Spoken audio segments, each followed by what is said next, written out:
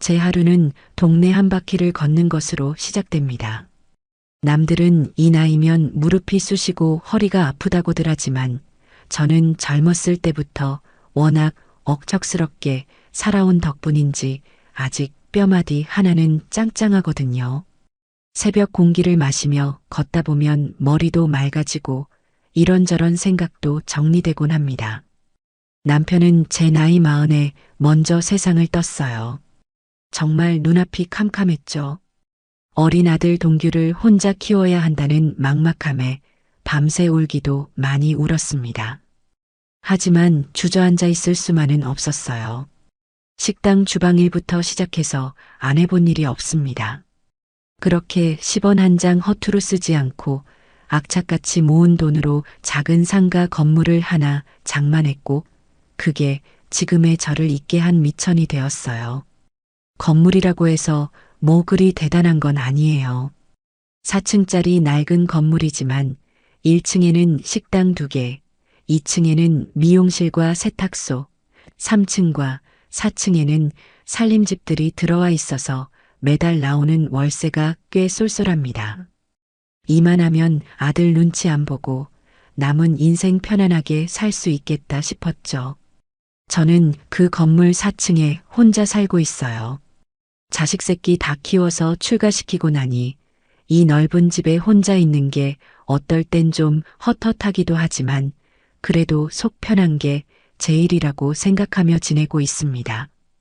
그날도 어김없이 아침 운동을 마치고 집에 돌아와 간단히 식사를 하고 있었는데 현관문 비밀번호 누르는 소리가 들렸어요.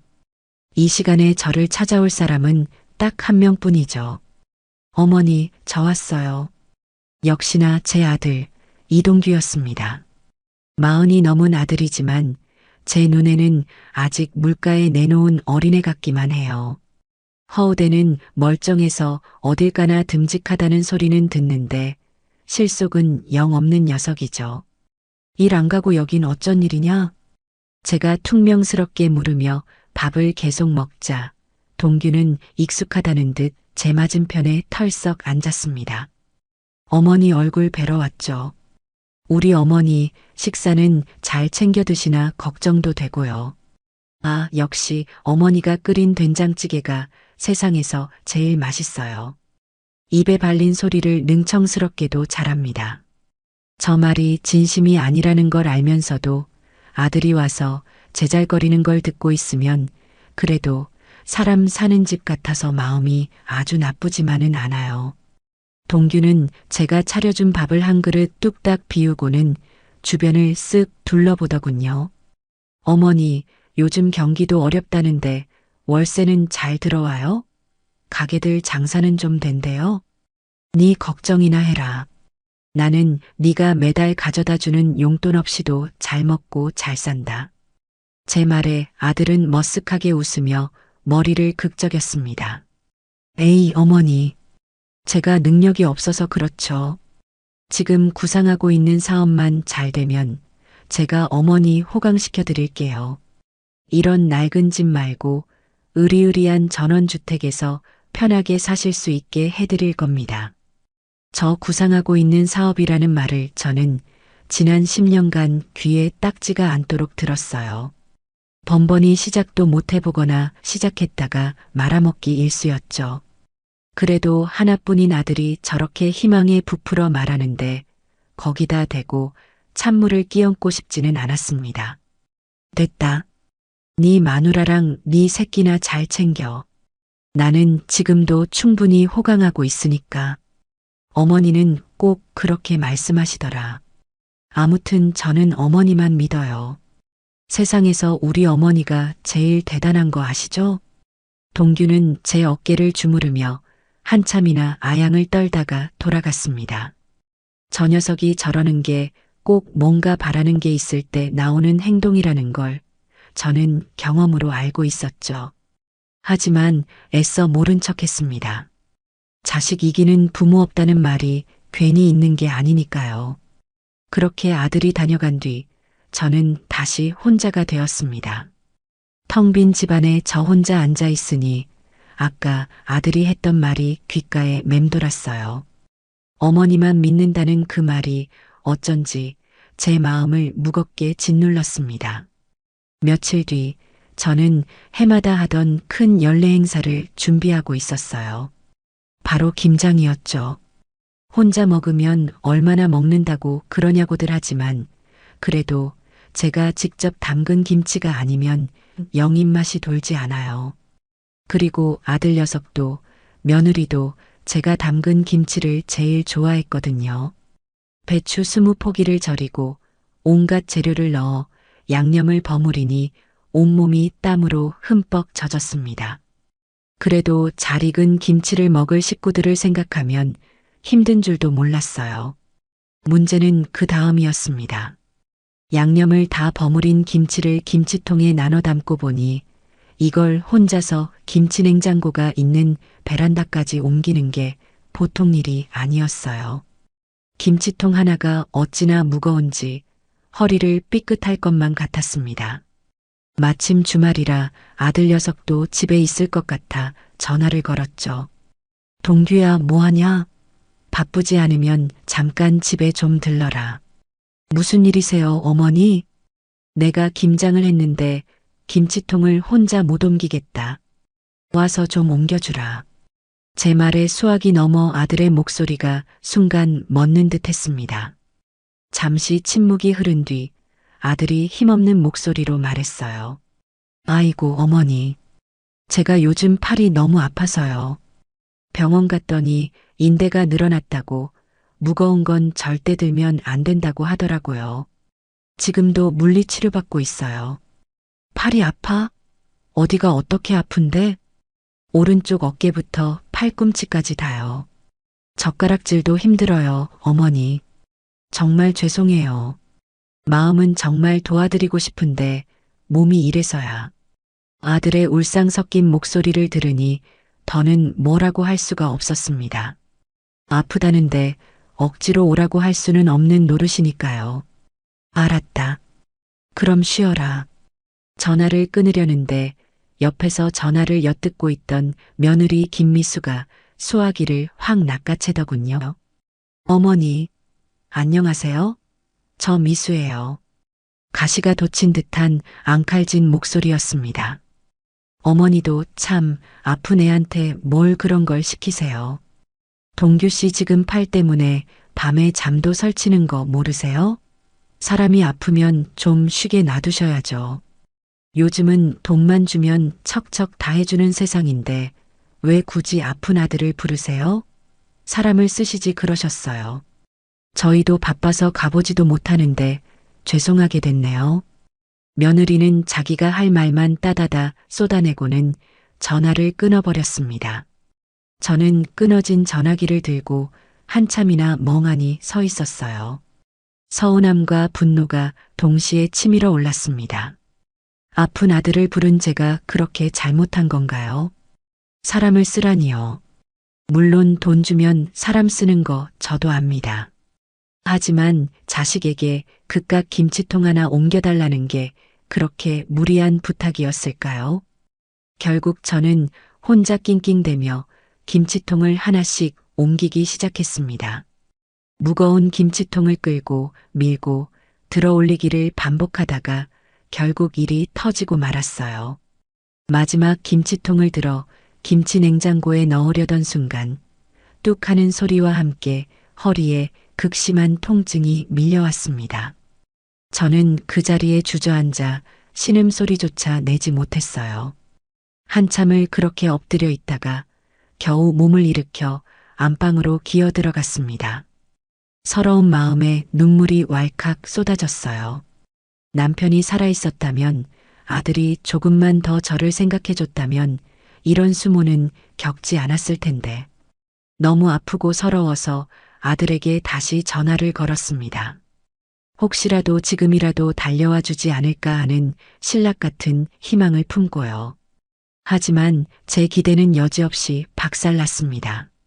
어머니, 또 무슨 일이세요? 아들은 귀찮다는 듯이 말했어요. 제가 허리를 다쳤다고 꼼짝도 못하겠다고 울먹이며 말하자 아들은 깊은 한숨을 내쉬더군요. 그러게 제가 사람 쓰시라고 말씀드렸잖아요. 왜 그렇게 고집을 부리세요? 저 지금 중요한 사업 미팅 중이라 바빠요. 일단 약 드시고 누워 계세요. 끝나고 연락드릴게요. 달칵. 아들은 제 대답도 듣지 않고 전화를 끊어버렸습니다. 저는 차가운 방바닥에 누워 하염없이 눈물만 흘렸어요. 사업 미팅? 팔이 아파서 젓가락질도 못한다던 녀석이 사업 미팅은 할 힘이 있나 봅니다. 그 순간 제 마음속에서 무언가 단단히 부서져 내리는 소리가 들렸습니다. 아들에 대한 믿음, 그리고 마지막 남은 기대 같은 것들이 산산조각 나는 소리였죠. 저는 아픈 허리를 붙잡고 생각했습니다. 이제 더는 저 녀석에게 아무것도 기대하지 말자고. 내 노후는, 내 인생은 내가 책임져야 한다고 말입니다. 그날 밤 저는 아들의 전화를 기다렸지만 전화는 끝내 오지 않았습니다. 허리를 붙잡고 끙끙 앓아누운 지 꼬박 사흘이 지났어요.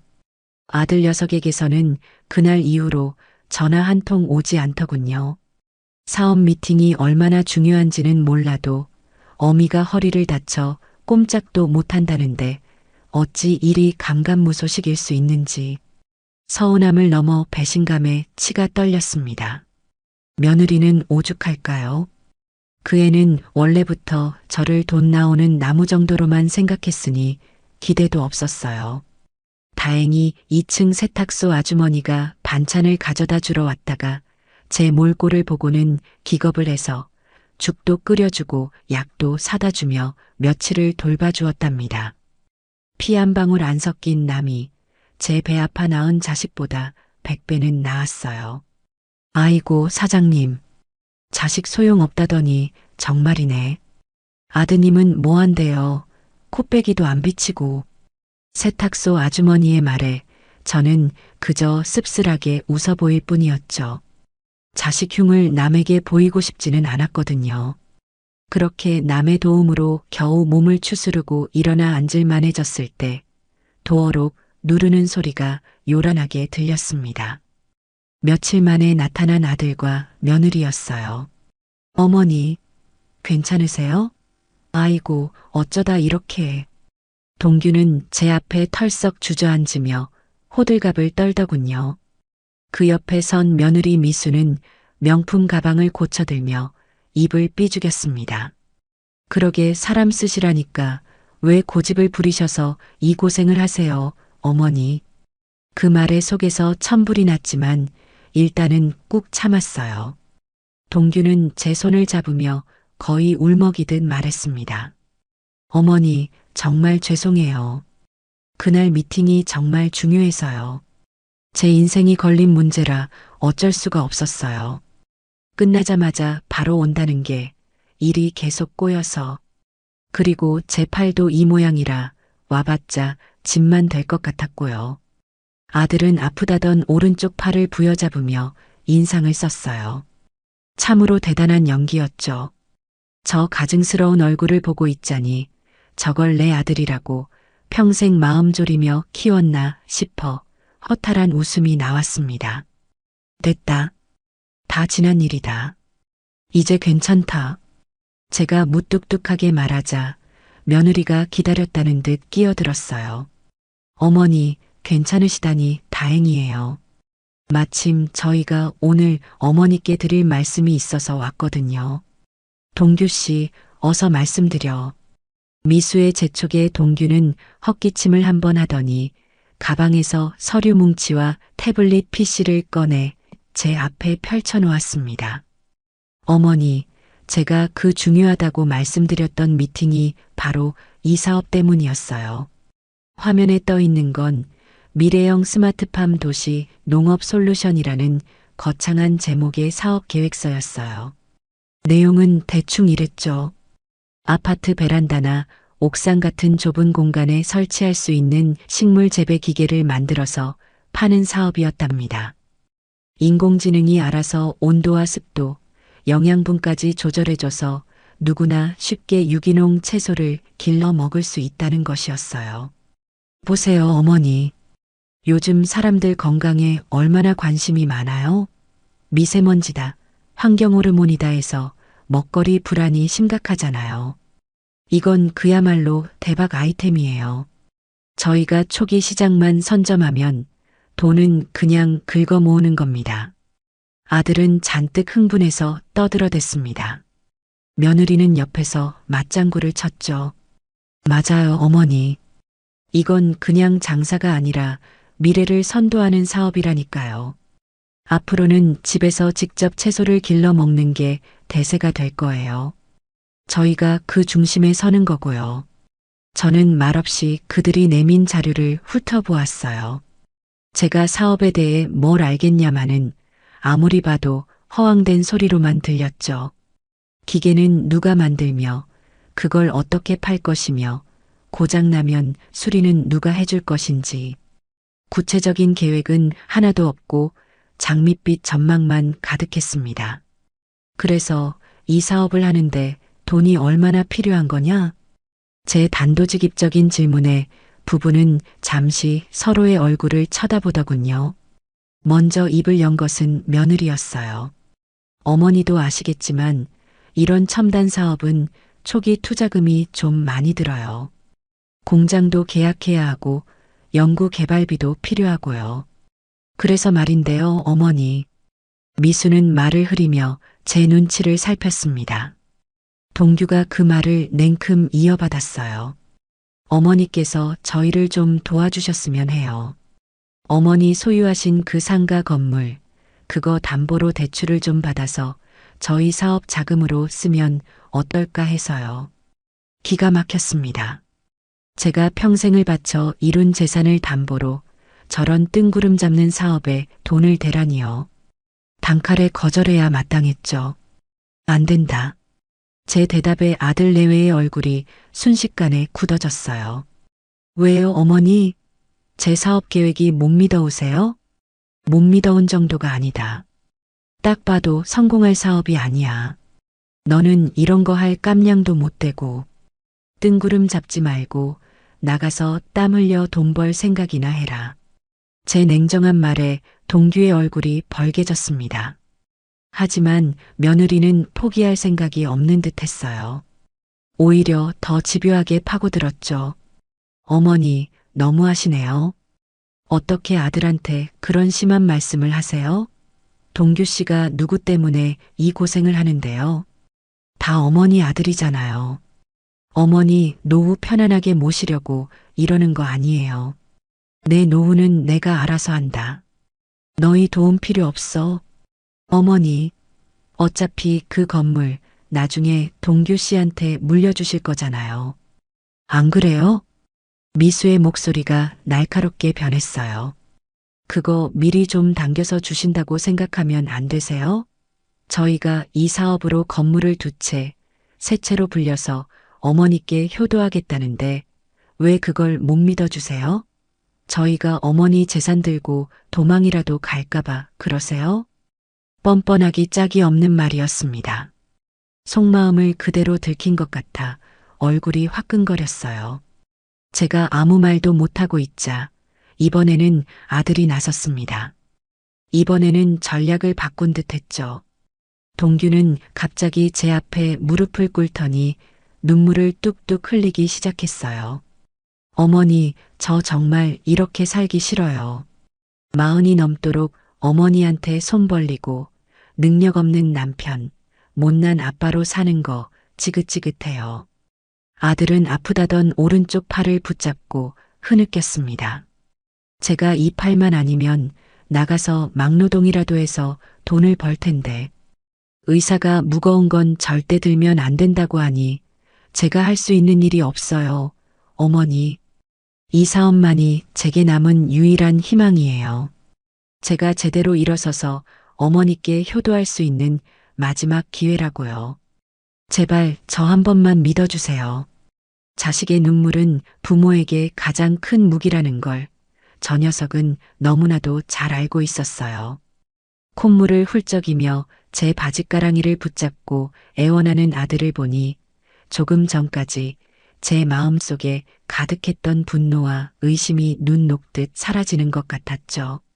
평생을 저 하나만 보고 살아온 아들이었습니다. 비록 하는 짓이 못 믿었고 철이 없어도 결국은 제 아들이었으니까요. 아들이 저렇게까지 간절하게 애원하는데 부모로서 어떻게 매정하게 외면할 수 있을까요? 제 마음이 걷잡을 수 없이 흔들리기 시작했습니다. 며느리는 그 틈을 놓치지 않고 쐐기를 박았어요. 어머니, 딱 한 번만 동규 씨 믿어주세요.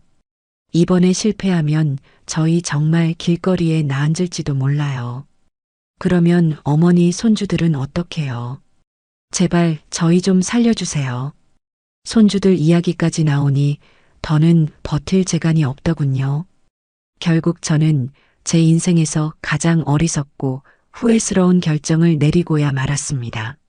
알았다. 그럼 그렇게 하거라. 제 입에서 허락의 말이 떨어지자 아들 내외의 얼굴에 화색이 도는 것을 저는 똑똑히 보았어요. 그들은 제게 몇 번이고 고맙다고 평생 은혜를 잊지 않겠다고 머리를 조아렸습니다. 하지만 그들의 감사 인사 속에서 저는 어쩐지 덫에 걸린 짐승의 불안감을 느껴야만 했어요. 그 덫을 놓은 것이 제가 그토록 사랑하는 아들이라는 사실에 가슴 한구석이 시리도록 아파왔습니다.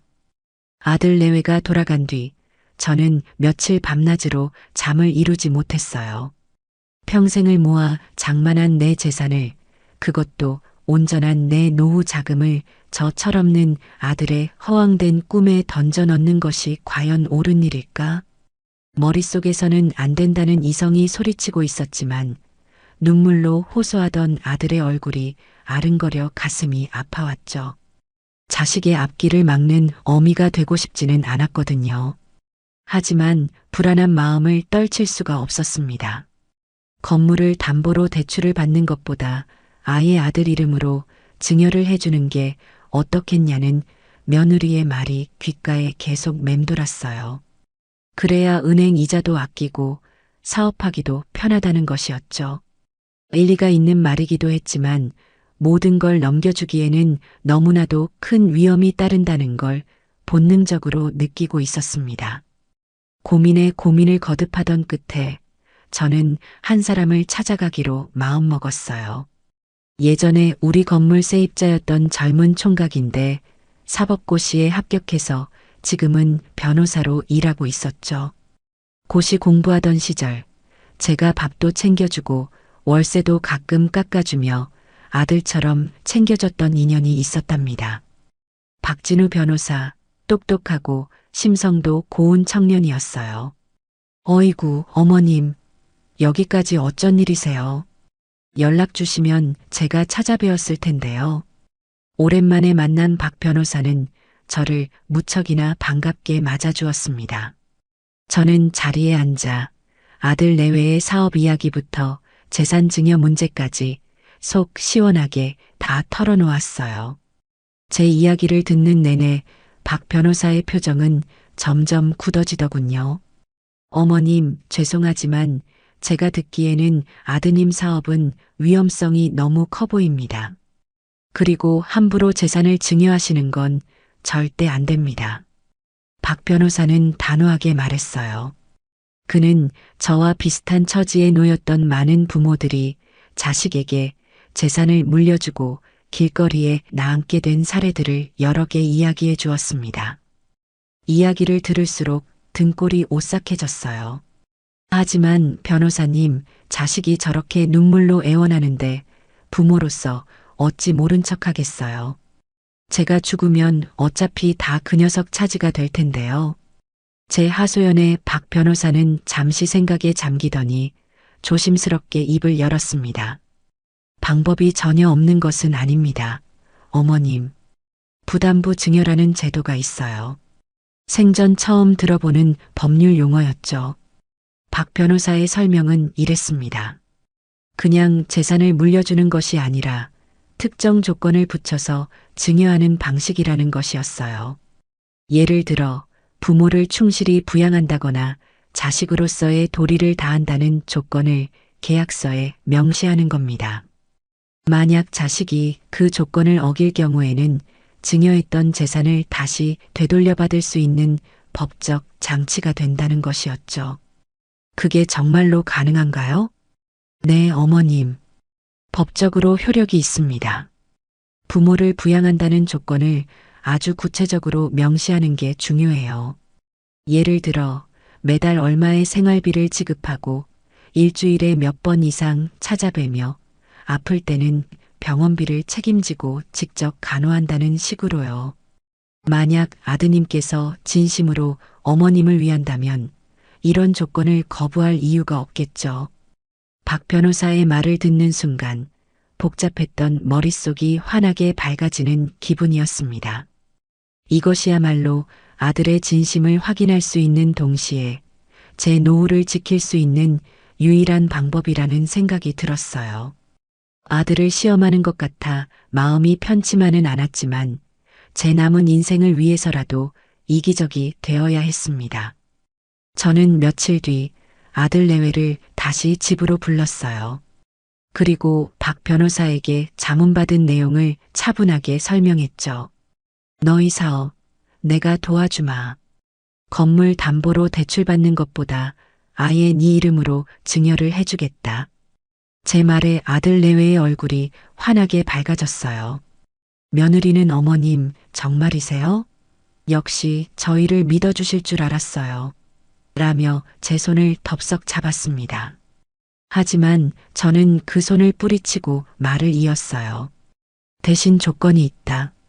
그냥은 못해줘. 제 단호한 말에 두 사람의 얼굴에서 미소가 사라졌습니다. 저는 미리 준비해둔 서류를 내밀었어요. 여기 적힌 대로 나를 충실히 부양하겠다는 약속을 법적으로 해야겠다. 매달 내 생활비로 300만 원씩 지급하고 일주일에 2번은 꼭 찾아와야 하며 내가 아플 때는 모든 병원비와 간병을 너희가 책임진다는 내용이다. 이 조건을 어길 시에는 증여한 건물은 즉시 내게 다시 돌아오는 것으로 한다. 이게 바로 부담부 증여라는 거다. 제 설명이 끝나자 방 안에는 무거운 침묵이 흘렀어요. 저는 아들과 며느리의 얼굴을 번갈아 쳐다보았죠. 아들은 당황한 기색이 역력했고 며느리 미수의 얼굴은 순간 굳어지며 분노인지 실망인지 모를 감정이 스쳐 지나가는 것을 저는 똑똑히 보았습니다. 그 짧은 순간 저는 며느리의 본심을 정확히 읽을 수 있었어요. 하지만 미수는 곧 표정을 바꾸어 아무렇지도 않다는 듯 웃어 보였습니다. 어머나 어머니, 저희를 뭘로 보시고 그런 조건을 다 거세요. 저희가 당연히 해야 할 일들인걸요. 서운하려 그러네. 말은 그렇게 하면서도 눈은 웃고 있지 않았죠. 먼저 입을 연 것은 아들이었습니다. 동규는 벌떡 일어나 제 앞에 섰어요. 어머니, 당연하죠. 제가 어머니 아들인데 그런 건 조건이 아니라 제 의무입니다. 얼마든지 넣으세요. 저는 어머니께 제 효심을 법적으로라도 증명하고 싶습니다. 당장이라도 계약서에 도장 찍을 수 있어요. 아들의 흔쾌한 대답에 며느리는 마지못해 고개를 끄덕였습니다. 저는 속으로 안도의 한숨을 내쉬면서도 씁쓸한 마음을 감출 수가 없었어요. 부모 자식 간에 이런 계약서를 써야만 효도를 보장받을 수 있는 현실이 너무나도 서글펐습니다. 며칠 후 우리는 박 변호사의 사무실에서 다시 만났어요.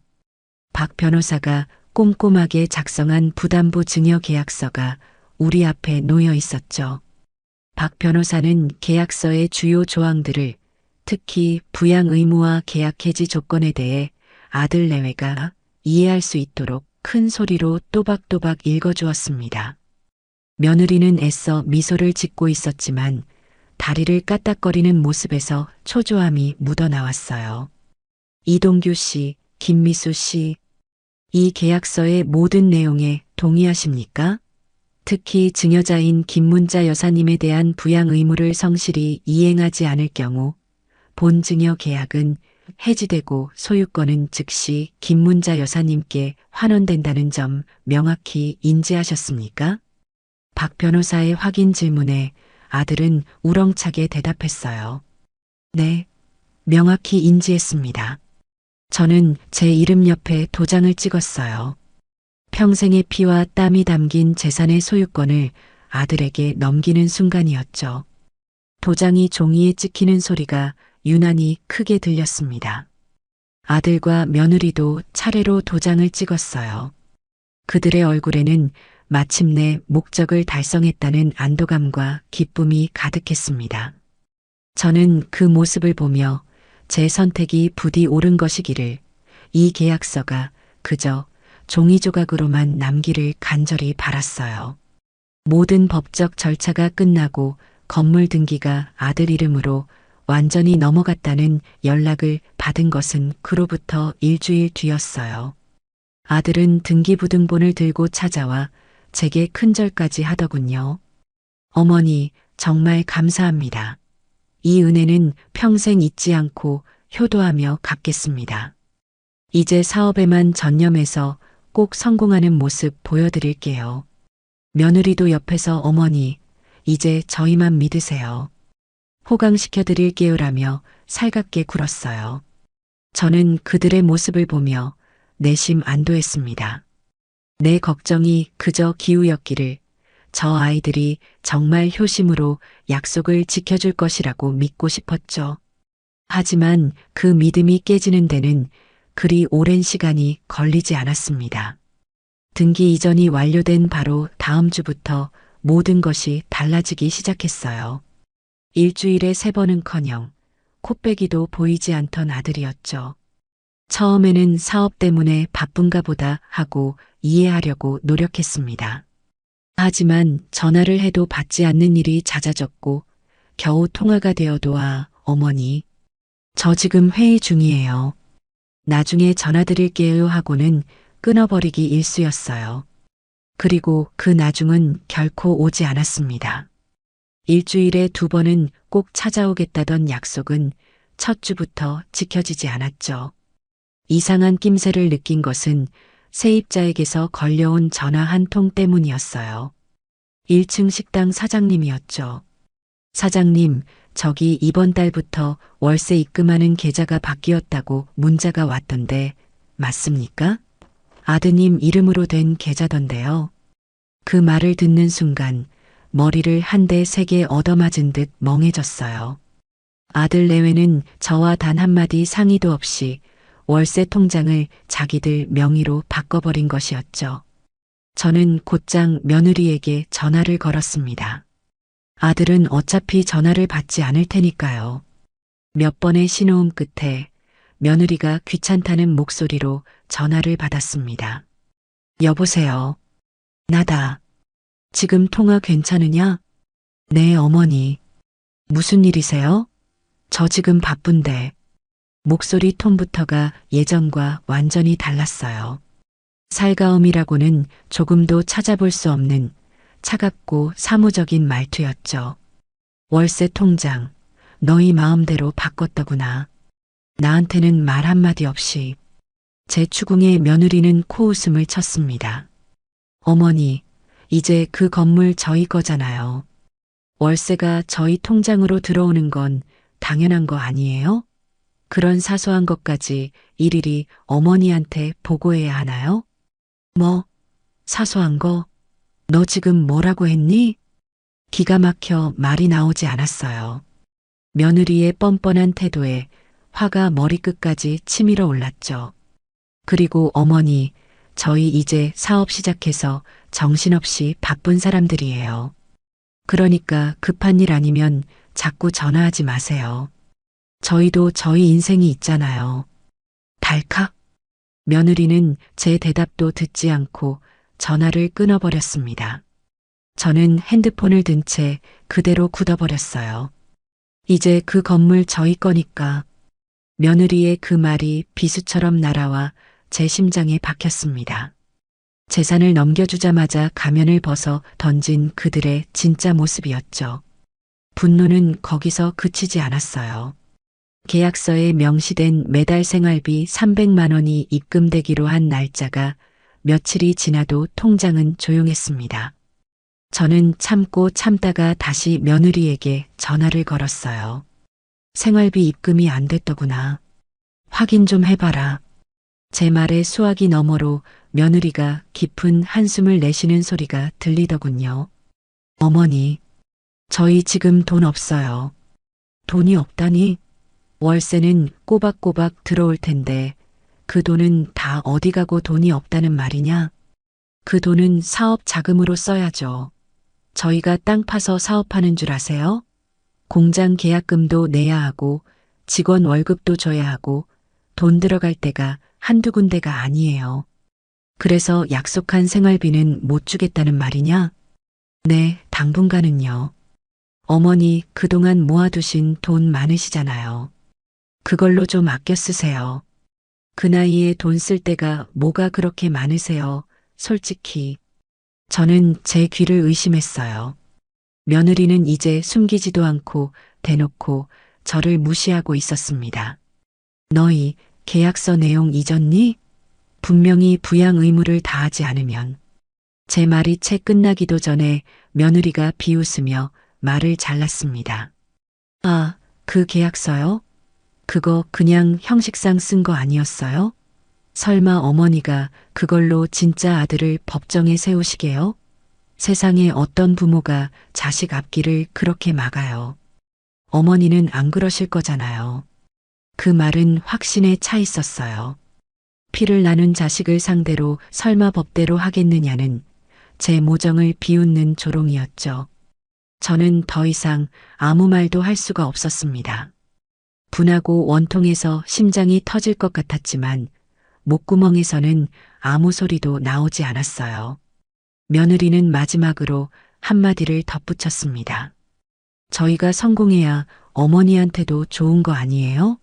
그러니까 당분간은 저희한테 아무것도 바라지 마시고 조용히 기다려주세요. 아셨죠? 그럼 끊어요. 전화는 또다시 일방적으로 끊겼어요. 저는 텅 빈 거실에 주저앉아 한참을 울었답니다. 내 아들이, 내 며느리가 나에게 어떻게 이럴 수 있을까? 내 모든 것을 내어주었는데 돌아온 것은 철저한 배신과 무시뿐이었어요. 눈물이 잦아들자 그 자리를 차가운 분노가 채우기 시작하더군요.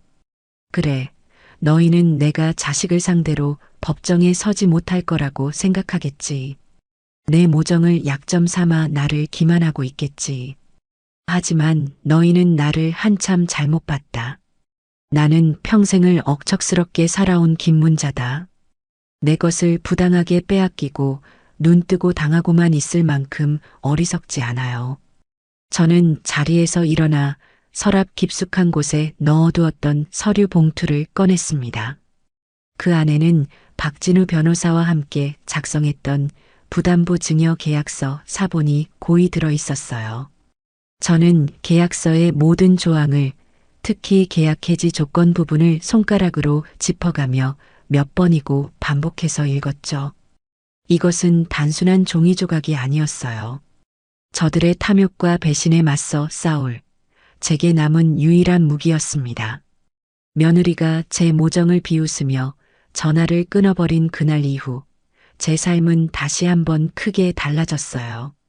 아들 내외에게 재산을 넘겨주기 전과 후, 그리고 이제는 그들의 본색을 알아차린 후로 나뉘는 셈이죠. 이전에는 아들이 찾아오지 않을까, 전화라도 한 통 오지 않을까 기다리는 마음이 조금이라도 있었다면, 이제는 그런 미련 따위는 먼지 한 톨도 남지 않았습니다. 대신 그 자리에는 차갑고 단단한 분노와 내 것을 되찾고야 말겠다는 결심만이 가득 찼어요. 그들의 연락은 당연히 없었습니다. 일주일에 2번 찾아오겠다던 약속은 이미 하늘로 날아간 지 오래고 매달 300만 원씩 보내주겠다던 생활비는 첫 달부터 강간무소식이었죠. 월세 수입이 고스란히 그들에게 넘어가니 저는 당장 생활이 막막해졌습니다. 물론 그동안 아껴 쓰며 모아둔 비상금이 있었기에 길거리에 나앉을 신세는 아니었지만 기분이 참 비참하더군요. 평생을 억척같이 일해 이룬 건물에서 월세 한 푼 못 받고 오히려 제 쌈짓돈을 헐어서 생활해야 하는 이 상황이 너무나도 기가 막혔어요. 반찬 하나를 사더라도 예전처럼 선뜻 손이 가지 않았습니다. 시장에 가서 콩나물 한 봉지를 사면서도 몇 번을 들었다 놨다 했어요. 이런 제 모습이 처량해서 눈물이 핑 돌다가도 이내 마음을 고쳐 먹었습니다. 그래, 이 돈도 다 내 피 같은 돈이다. 저 배은망덕한 것들에게 한 푼이라도 더 뜯기지 않으려면 내가 정신을 바짝 차려야 한다. 오히려 이런 궁핍함이 제 투지를 더욱 불태우는 땔감이 되어 주었죠. 그러던 어느 날이었어요. 동네 이웃들과 함께 경로당에 갔다가 평소 가깝게 지내던 순이 엄마를 만났습니다. 저보다 대여섯 살은 아래지만 워낙 마음이 잘 맞아 언니 동생처럼 지내는 사이였죠. 어머 언니, 얼굴 보기가 왜 이렇게 힘들어? 그동안 어디 아팠어? 순이 엄마가 제 손을 덥석 잡으며 물었어요.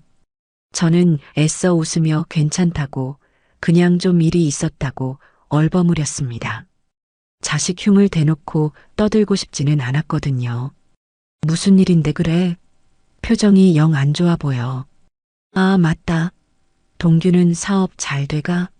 지난번에 언니가 아들 큰 사업 시작한다고 자랑했잖아. 아들 이야기가 나오자 속에서 다시 열불이 터졌지만 저는 아무렇지 않은 척 연기를 했어요. 응, 뭐 이제 막 시작했으니 정신없이 바쁘겠지. 얼굴 보기도 힘드네, 아주. 아이고, 그래도 자식이 잘 나가는 게 부모한테는 제일 큰 효도지. 동규가 아주 듬직하잖아. 몸도 좋고. 몸은 무슨. 걔 요즘 팔이 아파서 고생이야. 인대가 늘어나서 무거운 건 들지도 못하고 밤마다 쑤셔서 잠도 설친다더라고. 그래서 내가 더 신경이 쓰이네. 저는 아들이 늘 하던 핑계를 무심코 내뱉었어요. 그런데 제 말을 들은 순이 엄마가 고개를 갸웃거리더군요. 팔이 아파? 동규가? 이상하다. 뭐가 이상해? 아니, 내가 며칠 전에 우리 아들 운동화 사주러 시내 나갔다가 새로 생긴 헬스클럽을 지나갔거든. 파워짐이라고 아주 번쩍번쩍하게 잘 지었더라고. 근데 거기서 동규를 봤단 말이야. 동규를? 걔가 헬스클럽에는 뭐하러 간대? 그러게 말이야. 운동복 쫙 빼입고 들어가던데 언니 아들 만나 해서 자세히 봤지. 동규 맞더라고. 근데 아프기는커녕 아주 펄펄 날아다니는 것처럼 보였는데 어깨가 떡 벌어진 게 아주 돌덩이 같더라니까. 순이 엄마의 말이 제 뒤통수를 세게 후려치는 것 같았어요. 심장이 쿵 하고 내려앉는 기분이었죠. 잘못 본 거 아니야? 동규 아닐 거야. 걔는 팔이 아파서 젓가락질도 겨우 하는 애야. 제 목소리가 저도 모르게 떨려 나왔습니다. 하지만 순이 엄마는 확신에 차 있었어요. 아니라니까 언니. 내가 동규를 몇 년을 봤는데 그걸 못 알아보겠어? 딱 동규 맞았어. 아주 건강해 보이던데? 혹시 그새 다 나은 거 아니야? 저는 더 이상 아무 말도 할 수가 없었어요. 머리가죽이 쭈뼛 서는 느낌과 함께 그동안 아들이 제게 했던 모든 말들이 거짓말처럼 느껴지기 시작했습니다. 김치통을 못 옮겨주겠다며 아픈 신용을 하던 목소리, 키보드만 쳐도 팔이 쑤신다던 하소연 운전대를 잡기 힘들다던 핑계들. 그 모든 것이 저를 속이기 위한 연극이었다는 의심이 미친 듯이 피어올랐어요. 경로당에서 어떻게 집으로 돌아왔는지 기억나지 않아요.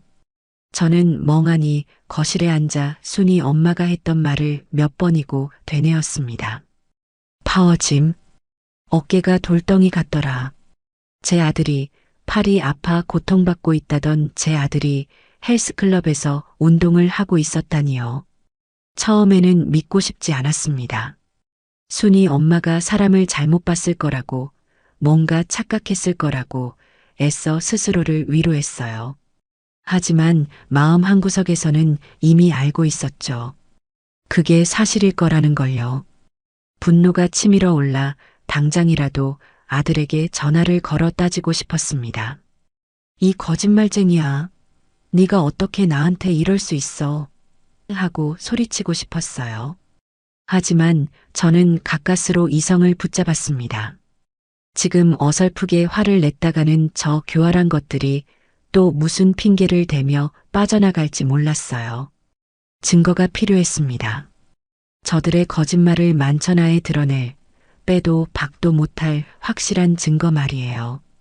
저는 자리에서 일어나 옷을 갈아입기 시작했어요. 마음이 조급해졌습니다. 지금 당장이라도 그 헬스클럽이라는 곳에 가서 제 눈으로 확인해야만 했어요. 하지만 곧 다시 자리에 앉았습니다. 이렇게 무작정 쳐들어가는 건 좋은 방법이 아니었어요. 저를 보면 분명 또 연기를 시작할 테니까요.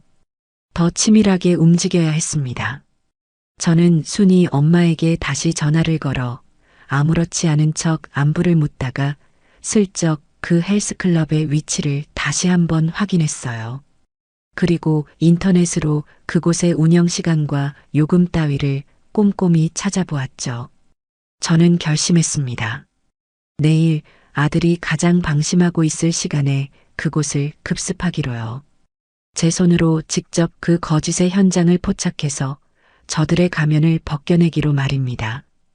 그날 밤 저는 분노와 기대감에 뜬 눈으로 밤을 지새웠어요.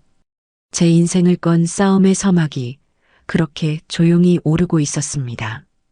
다음 날 저는 아침 일찍부터 서둘렀습니다. 일부러 평소보다 더 낡고 허름한 옷을 골라 입었어요. 누가 봐도 헬스클럽과는 어울리지 않는 평범한 동네 할머니처럼 보여야 했으니까요.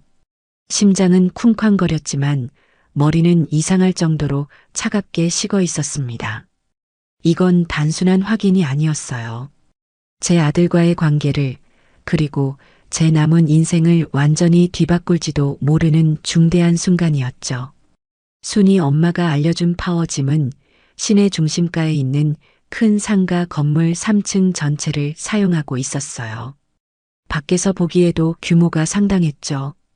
저는 곧장 들어가지 않고 길 건너편에 있는 작은 찻집 창가에 자리를 잡았습니다. 헬스클럽 입구가 한눈에 들어오는 자리였어요. 따뜻한 대추차를 시켜놓고 저는 조용히 기다리기 시작했습니다. 1시간이 지나고 2시간이 지났어요. 젊고 활기찬 남녀들이 쉴 새 없이 건물을 드나들었지만 제 아들의 모습은 보이지 않았습니다. 혹시 오늘이 오는 날이 아닌가, 내가 헛걸음을 한 건가 하는 불안감이 스멀스멀 피어오르기 시작했죠. 바로 그때였어요. 제 눈에 익숙한 외제차 한 대가 건물 앞에 멈춰 서는 것이 보였습니다. 제 돈으로, 아니 이제는 아들 녀석의 돈으로 산 바로 그 차였어요. 운전석 문이 열리고 한 남자가 내렸습니다. 제 아들 이동규였어요. 그런데 그 모습이 참으로 가관이었습니다.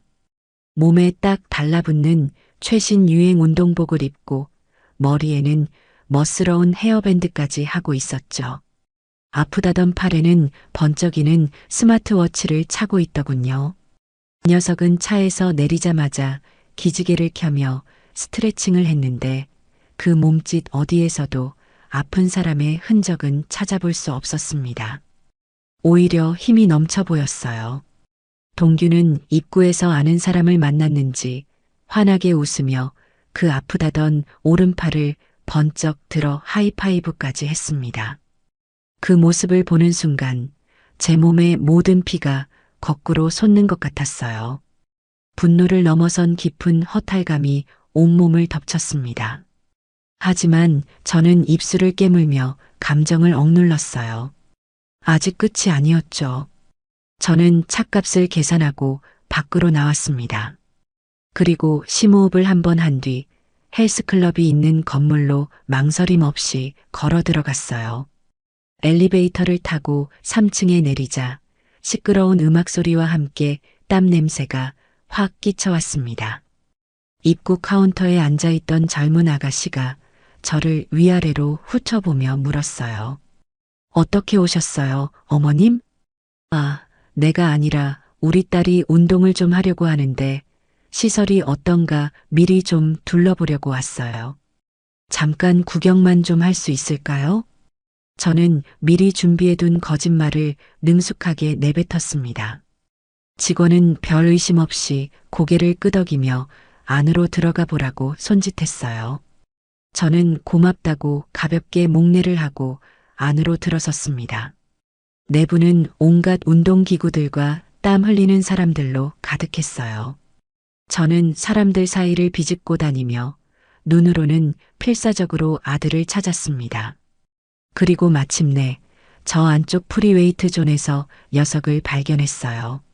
제 아들은 팔이 아파 젓가락질도 못한다던 제 아들은 벤치에 누워 무거운 쇳덩이를 들어 올리고 있었습니다. 끙 하는 기합 소리와 함께 녀석의 팔 근육이 울퉁불퉁하게 솟아오르는 것이 똑똑히 보였어요. 옆에서는 개인 트레이너로 보이는 젊은 남자가 자세를 교정해주며 숫자를 세고 있었죠. 저는 그 자리에 얼어붙은 듯 서서 그 광경을 바라보았습니다. 세상의 모든 소리가 사라지고 아들이 내쉬는 거친 숨소리와 쇳덩이가 부딪히는 소리만이 제 귓속을 가득 채웠어요. 분노, 슬픔, 배신감. 그 모든 감정이 한데 뒤엉켜 폭풍처럼 휘몰아쳤습니다. 하지만 눈물은 나오지 않았어요. 대신 제 마음속에서는 얼음처럼 차가운 무언가가 생겨나고 있었죠. 정신을 차려야 했습니다. 저는 이 순간을 위해 여기에 온 것이었어요. 저는 주머니 속에서 조심스럽게 스마트폰을 꺼냈습니다. 손이 미세하게 떨렸지만 저는 꾹 참고 동영상 촬영 버튼을 눌렀어요. 그리고는 커다란 운동기구 뒤에 몸을 숨기고 조용히 그 현장을 담기 시작했습니다. 아들은 벤치프레스를 끝내고 이번에는 더 무거워 보이는 덤벨을 양손에 들고 팔 운동을 시작했어요. 아프다던 바로 그 오른쪽 팔로 녀석은 아무렇지도 않게 10kg은 좋게 넘어 보이는 쇳덩이를 몇 번이고 들어 올렸습니다. 땀이 비오듯 흘러내렸지만 녀석의 얼굴에는 고통이 아닌 성취감이 가득했어요. 저는 렌즈를 확대해서 녀석의 얼굴과 팔 근육과 그가 들고 있는 덤벨의 무게 표시까지 화면에 선명하게 잡히도록 했습니다. 1분, 2분, 5분. 저는 아들의 배신 행각을 한순간도 놓치지 않고 영상에 담았어요. 이 영상은 단순한 동영상이 아니었어요.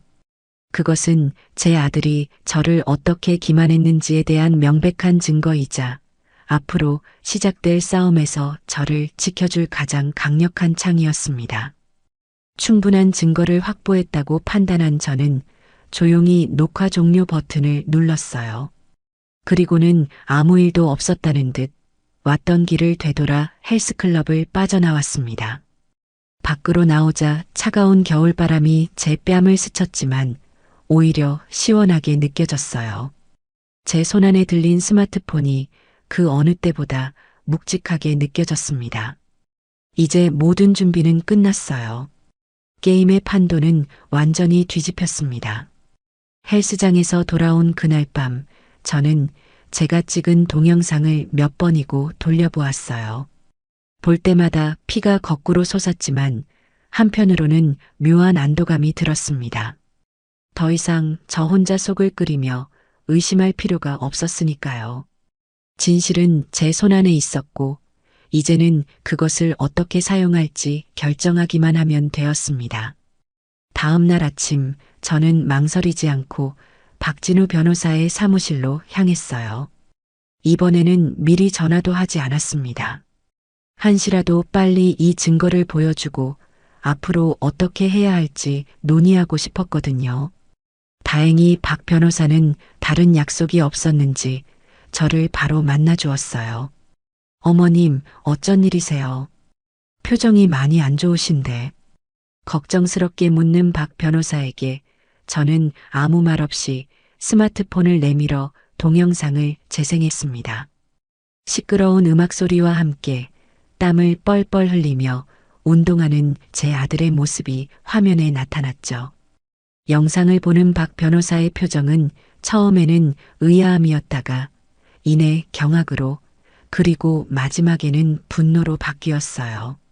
이게 정말 아드님이 맞습니까, 어머님? 그래요. 팔이 아파서 김치통 하나 못 옮긴다던 내 아들이에요. 영상이 끝나자 박 변호사는 한동안 말을 잇지 못하고 깊은 한숨을 내쉬었습니다. 세상에 정말 믿을 수가 없네요. 이건 명백한 기망행위입니다. 어머님을 속여서 재산을 증여받았다는 걸 입증할 수 있는 결정적인 증거예요. 이 정도면 부담부 증여계약 해지 소송, 저희가 무조건 이깁니다. 박 변호사의 확신의 참말을 들으니 그동안 제 가슴을 짓누르던 돌덩이가 조금은 내려가는 기분이었어요. 그럼 이제 바로 소송을 시작하면 되는 건가요? 제가 조급하게 묻자 박 변호사는 고개를 저었습니다. 아니요, 어머님. 조금만 더 침착하게 준비해야 합니다. 이 영상은 아드님의 거짓말을 증명하는 강력한 무기지만 이것만으로는 부족할 수 있어요. 법정에서는 부양 의무 불이행에 대한 증거도 확실하게 제시해야 하거든요. 저쪽에서는 사업이 어려워서 어쩔 수 없었다고 변명할 게 뻔합니다.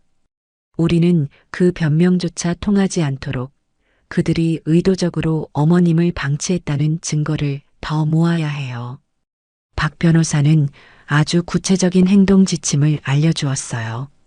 첫째, 앞으로 아들이나 며느리와 하는 모든 통화는 무조건 녹음할 것. 요즘 스마트폰에는 통화 자동 녹음 기능이 있으니 그걸 활용하라고 알려주었죠.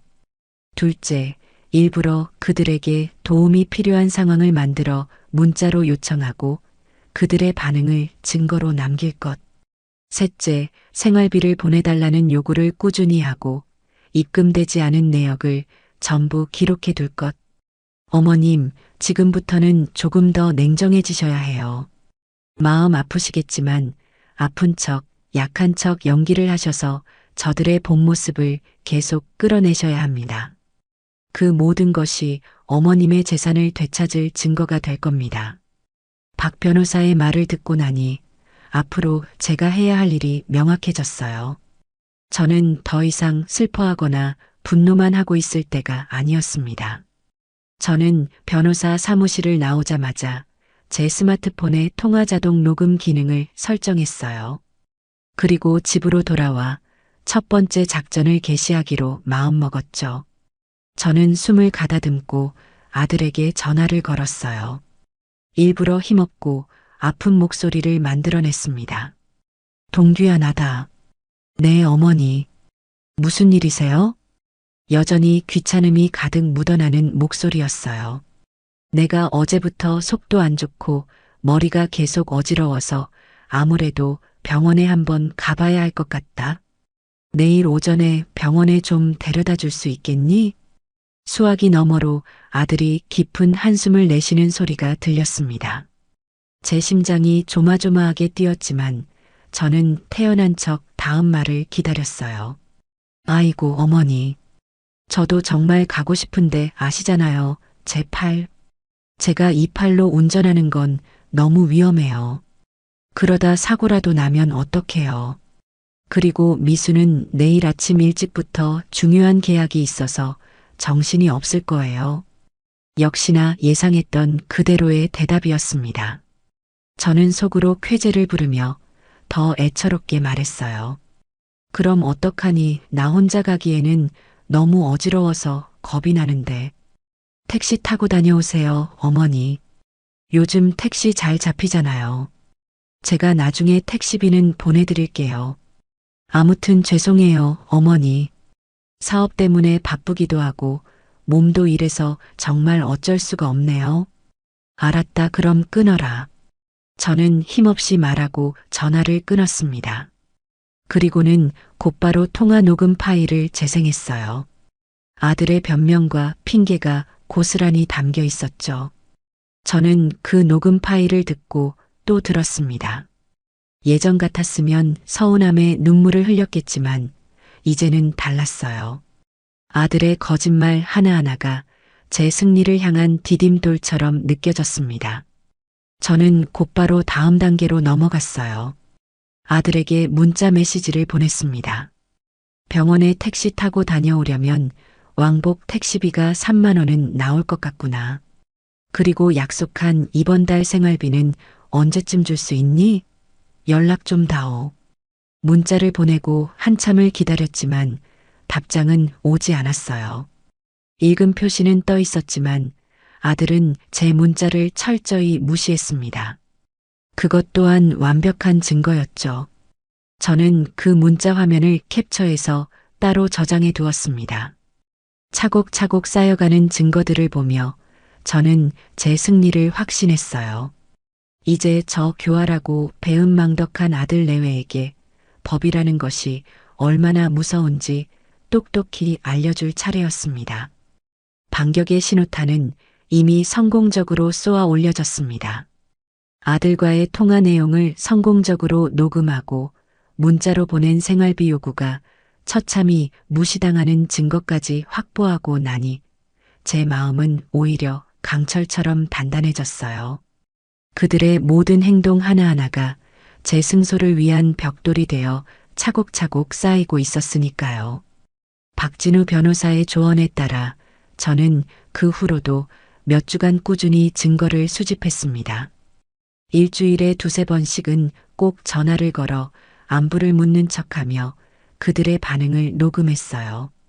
한 번은 일부러 다급한 목소리로 며느리에게 전화를 걸었죠.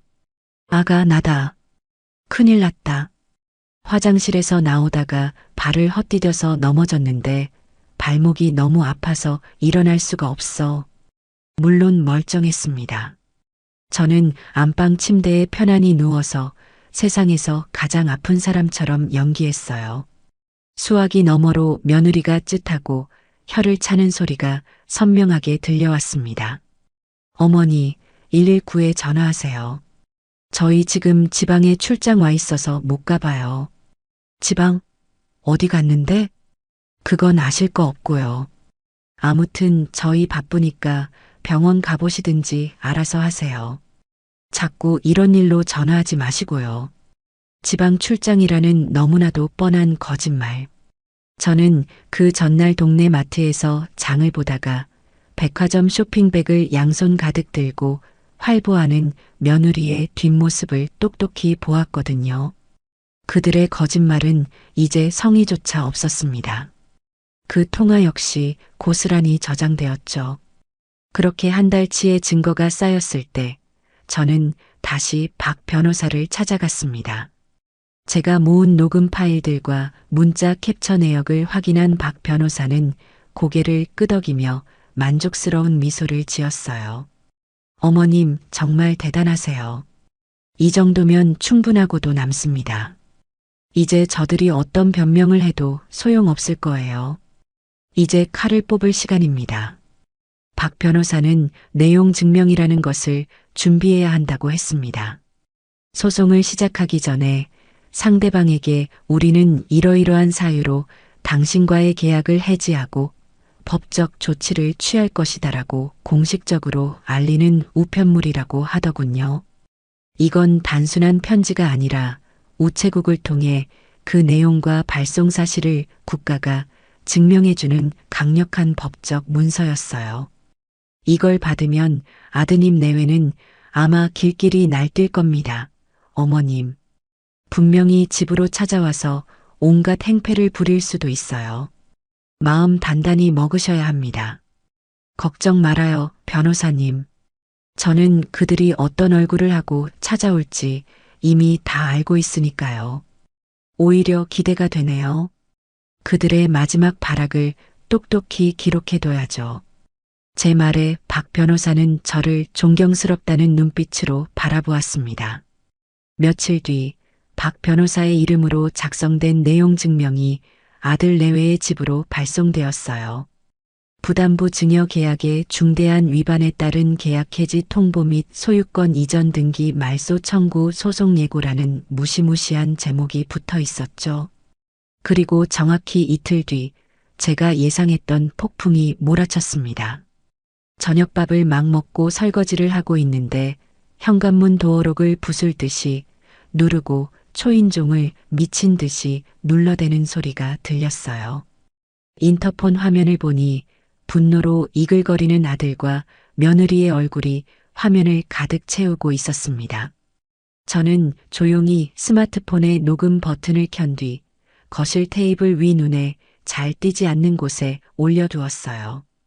그리고는 아무 일도 없었다는 듯 태연하게 현관문을 열어주었죠. 문이 열리자마자 며느리 미수가 삿대질을 하며 집 안으로 뛰어들어왔습니다. 아, 너 진짜 노망 났어? 지금 우리한테 뭘 보낸 거야, 이게. 며느리의 입에서 나온 첫 마디는 어머니가 아닌 야와 너였습니다. 그동안 가면 뒤에 숨겨왔던 본성이 적나라하게 드러나는 순간이었죠. 뒤따라 들어온 아들 동규는 배신감에 상처받은 비련의 주인공이라도 된 듯 울먹이는 목소리로 소리쳤습니다. 어머니, 어떻게 아들한테 이럴 수 있어요? 변호사까지 사서 이런 걸 보내요? 제가 이걸 보고 얼마나 상처받았는지 아세요?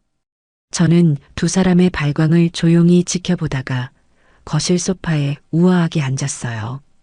그리고는 다리를 꼬고 그들을 올려다보며 차갑게 말했죠. 내 재산 내가 되찾겠다는데 무슨 문제라도 있니? 제 평온한 태도에 두 사람은 오히려 더 격분했습니다. 며느리는 제 앞에 삿대질을 하며 악을 썼어요. 문제가 있냐고? 이 늙은이가 진짜 끝까지. 야, 한 번 준 걸 어떻게 다시 뺏어가. 법적으로 이미 우리 거야. 우리 거. 네가 뭘 할 수 있는데? 그러게. 내가 뭘 할 수 있는지 법정에서 똑똑히 보여주마. 너희가 그 계약서에 뭐라고 도장을 찍었는지 벌써 잊었니? 부양 의무? 효도? 아주 가증스러워서 웃음만 나오더구나. 제 말에 찔끔했는지 이번에는 아들이 나섰습니다.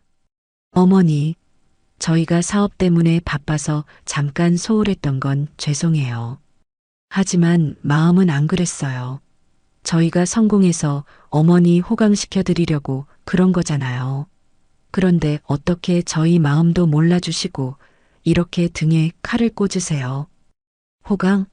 매달 주기로 한 생활비는커녕 어미가 아프다고 해도 나 몰라라 하는 게 너희가 말하는 호강이냐? 팔 아파서 운전도 못한다던 놈이 헬스장 가서는 쇳덩이도 번쩍번쩍 잘 만들더라.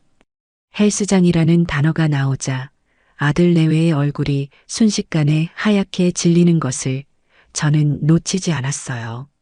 동규는 눈에 띄게 당황하며 말을 더듬었습니다. 헬스장은요? 그건 재활치료 때문에 의사가 가벼운 근력 운동을 해야 팔이 빨리 낫는다고 해서. 그래, 아주 대단한 재활치료구나. 내가 동영상으로도 아주 잘 찍어놨는데 판사님한테도 보여드려야겠네. 네가 얼마나 열심히 재활하는지. 동영상이라는 말에 며느리의 눈이 찢어질 듯 커졌습니다. 상황이 불리하게 돌아간다는 것을 직감한 미수는 이성을 잃고 제게 달려들 기세였어요. 이 여우 같은 게 우리를 함정에 빠뜨리려고 전부 계획한 거지. 너 우리가 이대로 순순히 당할 줄 알아? 소송? 어디 해봐. 우리는 네가 침에 걸려서 정신이 오락가락한다고 맞설 거야. 재산 뺏으려는 변호사한테 속아 넘어간 거라고 소문낼 거라고. 그러면 누가 네 말을 믿어줄 것 같아? 그들의 막말과 협박은 조금도 두렵지 않았어요. 오히려 제 스마트폰에 차곡차곡 증거로 기록되고 있다는 사실에 희열마저 느껴졌습니다. 저는 자리에서 일어나 그들에게 한 걸음 다가갔어요. 그래, 어디 한번 해봐라. 치매, 정신 감정이든 뭐든 내가 다 받아주마. 그리고 너희가 오늘 여기서 한 모든 말, 짓거린 모든 막말, 지금 이 순간에도 전부 녹음되고 있다는 것만 알아둬라. 제 말에 두 사람의 움직임이 거짓말처럼 뚝 멈췄습니다. 그들의 시선은 일제히 거실 테이블 위에 놓인 제 스마트폰으로 향했어요. 모든 것을 깨달았다는 절망적인 표정. 저는 그들의 얼굴을 보며 제 인생에서 가장 통쾌한 미소를 지어 보였습니다. 이제 볼 일 다 끝났으면 당장 내 집에서 나가. 다시는 찾아오지 마라. 앞으로는 법정에서 보자꾸나. 아들 내외는 아무 말도 하지 못하고 서로의 얼굴만 쳐다볼 뿐이었어요. 잠시 후 그들은 마치 도망치듯 비틀거리며 제 집에서 뛰쳐나갔습니다. 쿵하고 현관문이 닫히고 집안에는 다시 정적이 찾아왔어요. 저는 테이블로 걸어가 녹음 종료 버튼을 눌렀습니다. 그리고 그 파일을 박진우 변호사에게 곧바로 전송했어요. 완벽한 증거가 또 하나 추가되는 순간이었습니다. 그 후 본격적인 법정 싸움이 시작되었어요. 제 예감은 틀리지 않았죠. 아들 내외는 며느리가 제 집에서 소리쳤던 그대로 제가 심신미약 상태에서 내린 결정이라며 증여 계약 자체가 무효라는 해괴한 주장을 들고 나왔습니다. 심지어 저를 오랫동안 돌봐온 효자 효부 행세를 하며 제가 박진우 변호사에게 속아 넘어간 것이라는 악의적인 소문까지 퍼뜨리고 다녔어요. 친척들 중 몇몇은 그 말을 믿고 제게 전화를 걸어 형님, 정신 차리세요. 어떻게 아들을 상대로 소송을 해요? 라며 저를 나무라기까지 했습니다. 기가 막혔지만 저는 일일이 상대하지 않았어요. 모든 진실은 법정에서 밝혀질 테니까요. 상대 측 변호사는 법원에 저에 대한 정신 감정을 공식적으로 요청했습니다. 제가 정상적인 판단 능력이 있는지 의사에게 직접 검증을 받아야 한다는 것이었죠. 자식이 부모를 정신병자 취급하는 그야말로 막장 드라마에서나 보던 일이 제게 실제로 벌어진 겁니다. 어머님, 괜찮으시겠어요? 많이 불쾌하고 힘드시겠지만 이것 또한 저희에게 유리한 증거를 만드는 과정이라고 생각해 주세요. 박 변호사는 저를 위로했지만 저는 오히려 담담했어요. 괜찮아요. 나는 내 정신이 아주 멀쩡하다는 걸 누구보다 잘 아니까요. 오히려 잘 됐네요. 법원이 공인하는 정상인 딱지까지 받게 생겼으니 저는 법원에서 지정해준 대학병원으로 향했습니다. 정신감정은 생각보다 훨씬 더 길고 복잡한 과정이었어요. 의사는 제게 어린 시절 이야기부터 시작해서 남편과의 사별, 아들을 키웠던 과정, 그리고 최근의 사건들까지 아주 상세하게 물어보았습니다. 기억력 테스트, 계산 문제, 시사상식에 대한 질문까지 마치 입시를 치르는 학생처럼 수많은 질문에 답해야 했죠. 저는 조금도 막힘없이 제 삶을 살아온 그대로 솔직하고 또렷하게 모든 것을 이야기했어요. 제가 얼마나 억척스럽게 살아왔는지, 얼마나 냉철하게 제 건물을 관리해 왔는지, 그리고 아들 내외의 배신에 얼마나 큰 상처를 받았는지를요. 검사 결과가 나오기까지는 약 2주 정도의 시간이 걸렸습니다. 그 시간 동안 아들 내외는 아마 제가 치매나 망상장애 같은 진단을 받기만을 손꼽아 기다렸을 거예요. 하지만 그들의 기대는 산산조각 났습니다. 법원으로 전달된 정신감정 결과서에는 아주 명확하게 이렇게 쓰여 있었어요. 피감정인 김 문자는 현재 사고의 흐름, 판단력, 기억력 등 모든 인지 기능이 정상 범위에 속하며 자신의 재산을 관리하고 법률 행위를 함에 있어 어떠한 의학적 문제도 발견되지 않음. 이 결과는 상대방에게 아주 치명적인 타격이 되었어요. 저를 정신이상자로 몰아가려던 그들의 첫 번째 전략이 완벽하게 실패로 돌아간 것이었죠. 오히려 재산을 빼앗기 위해 어머니를 정신병자로 몬 페류나라는 꼬리표만 달리게 된 셈입니다. 첫 번째 재판이 열리던 날 저는 오랜만에 정장을 깨끗하게 차려입고 법원으로 향했습니다. 피고석에 앉아있는 아들과 며느리의 얼굴을 보니 만감이 교차했어요. 한때는 세상에서 가장 사랑했던 내 아들이 이제는 법정에서 내 재산을 두고 다투는 원수가 되어 앉아 있었습니다. 그들은 제 쪽은 쳐다보지도 않았어요. 재판이 시작되자 상대 측 변호사는 두 번째 전략을 펼치기 시작했습니다. 바로 눈물 연기였죠. 피고인 신문 순서가 되자 아들 동규가 증인석에 섰습니다. 그리고는 미리 준비해온 연극 대본을 읽는 것처럼 눈물을 뚝뚝 흘리며 판사에게 호소하기 시작했어요. 존경하는 재판장님, 저는 정말 억울합니다. 저희는 단 한 번도 어머니의 재산을 탐낸 적이 없습니다. 아픈 팔로 할 수 있는 일이 없어 좌절하던 저에게 사업은 유일한 희망이었습니다. 어머니께 성공하는 모습을 보여드려 자랑스러운 아들이 되고 싶었을 뿐입니다. 아들은 아프다던 오른팔을 붙잡으며 고통스러운 표정을 지어 보였어요. 방청석에서는 작은 탄식이 흘러나왔죠. 사업이 생각보다 너무 힘들었습니다. 밤낮 없이 일에 매달리다 보니 본의 아니게 어머니께 소홀하게 되었습니다. 하지만 저희 마음은 늘 어머니와 함께였습니다. 저희가 성공하면 가장 먼저 어머니를 편안하게 모실 생각이었습니다. 그런데 어머니께서 저희의 진심을 오해하시고 이렇게 소송까지 하시니 저는 정말 하늘이 무너지는 것 같습니다. 참으로 기가 막힌 소설이었습니다. 며느리 미수는 피고석에 앉아 손수건으로 눈가를 찍어내며 그 연극에 장단을 맞추고 있었죠. 그들의 가증스러운 연기를 보고 있자니 헛웃음이 나왔습니다.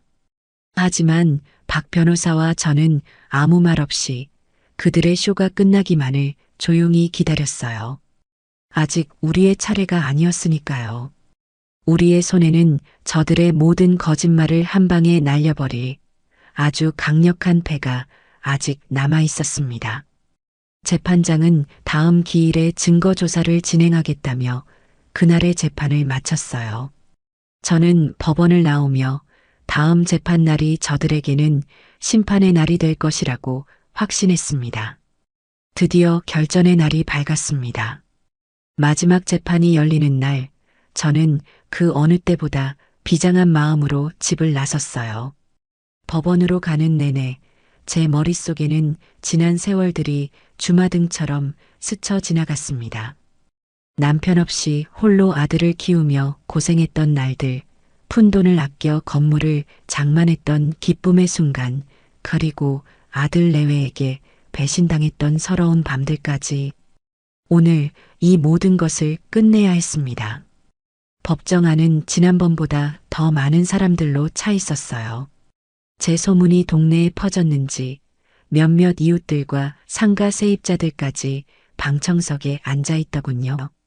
피고석에 앉은 아들과 며느리는 지난번보다 더 수척해진 얼굴로 초조하게 손톱을 물어뜯고 있었습니다. 재판이 시작되고 마침내 박진우 변호사가 증거를 제출할 차례가 되었어요. 박 변호사는 자리에서 일어나 차분하지만 힘 있는 목소리로 재판장을 향해 말했습니다. 존경하는 재판장님, 지금부터 피고 이동규, 김미수 부부의 주장이 얼마나 허위이고 기만적인지 명백한 증거를 통해 입증하겠습니다. 먼저 박 변호사는 그동안 아들 내외와 제가 나눈 통화 녹음 파일들을 재생했어요. 제가 아프다고 병원에 데려다 달라고 애원하는 목소리, 그리고 팔이 아파 운전을 못한다. 지방 출장 중이다라며 매정하게 거절하는 아들과 며느리의 목소리가 법정 안에 울려 퍼졌습니다. 그리고 이어서 제 집으로 쳐들어와 행패를 부리던 날의 녹음 파일이 재생되었죠. 아, 너 진짜 노망 났어? 며느리의 고성이 스피커를 통해 터져나오자 방청석이 술렁이기 시작했습니다. 치매 걸렸다고 소문낼 거다라는 협박까지 고스란히 공개되자 며느리는 고개를 푹 숙인 채 어깨를 떨었어요. 아들은 사색이 된 얼굴로 입술만 달싹이고 있었죠. 다음으로 피고 이동규 씨가 원고를 기망했다는 직접적인 증거를 제출하겠습니다. 박 변호사의 말이 끝나자 법정 정면에 설치된 대형 스크린이 환하게 켜졌습니다. 그리고 재생된 것은 바로 제가 헬스클럽에서 찍은 바로 그 동영상이었습니다. 시끄러운 음악 소리와 함께 땀을 뻘뻘 흘리며 80kg은 좋게 넘어 보이는 바벨을 들어 올리는 아들의 모습이 화면을 가득 채웠어요. 이앗! 아들의 기합 소리가 법정 전체에 울려 퍼지는 순간 방청석에서는 어머나 하는 탄성과 함께 헛웃음이 터져 나왔습니다. 지난 재판에서 아프다던 팔을 붙잡고 눈물 연기를 펼치던 아들의 모습과 영상 속에서 힘자랑을 하는 아들의 모습이 극명하게 대비되는 순간이었죠. 아들은 이제 고개도 들지 못하고 두 손으로 얼굴을 감싸쥐었습니다.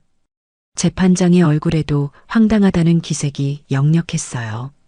박 변호사는 마지막으로 그동안 제가 보냈던 문자 메시지 내역과 단 한 푼도 입금되지 않은 제 통장 거래 내역을 증거로 제출했습니다. 존경하는 재판장님, 모든 증거가 말해주고 있습니다. 피고들은 처음부터 원고를 부양할 의사도 능력도 없었습니다. 오직 재산을 편취할 목적으로 원고의 모정을 기만하고 재산을 증여받은 후에는 약속했던 부양 의무를 철저히 내팽개쳤습니다.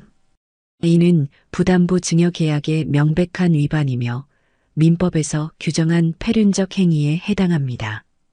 부디 현명한 판결을 내려주시어 자식에게 모든 것을 내어주고 버림받은 한 노모의 억울함을 풀어주시길 바랍니다. 박 변호사의 최종 변론이 끝나고 잠시 정적이 흘렀습니다. 재판장은 피고석을 향해 아주 차가운 눈빛으로 물었어요. 피고들, 마지막으로 할 말 있습니까? 아들과 며느리는 아무 말도 하지 못했습니다.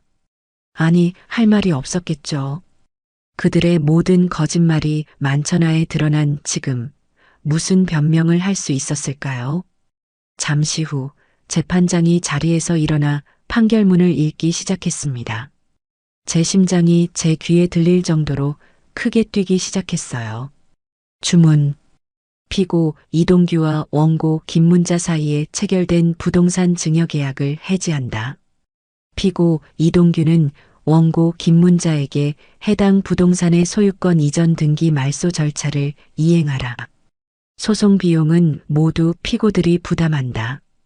판결 이후 피고들은 증여계약에 명시된 부양 의무를 현저히 해태하였으며 특히 피고 이동규는 신체적 고통을 허위로 주장하여 원고를 기망한 사실이 인정된다. 이는 증여계약을 유지할 수 없는 중대한 사유에 해당하며 수증자의 망은 행위에 따른 증여, 해제권을 인정한 우리 법의 취지에 따라 원고의 청구를 모두 인용하는 바이다. 자식의 도리를 저버리고 부모의 사랑을 기만한 피고들의 행위는 그 어떤 이유로도 용납될 수 없다. 판결이 내려지는 순간 제 눈에서 뜨거운 눈물이 흘러내렸어요. 서러움의 눈물이 아니었습니다. 안도와 기쁨 그리고 제 자신에 대한 대견함이 뒤섞인 눈물이었죠. 박 변호사가 제 어깨를 가볍게 두드려 주었고 방청석에서는 작은 박수 소리가 터져 나왔습니다. 저는 피고석을 바라보았어요. 아들은 넋이 나간 사람처럼 멍하니 허공을 보고 있었고 며느리는 자리에 주저앉아 소리 없이 울고 있었습니다. 그들의 비참한 모습을 보니 통쾌함보다는 깊은 허무함이 밀려왔어요. 저는 자리에서 일어나 그들에게 단 한 번의 눈길도 주지 않고 당당하게 법정의 문을 향해 걸어 나갔습니다. 문을 열자 눈부신 햇살이 제 얼굴 위로 쏟아져 내렸어요.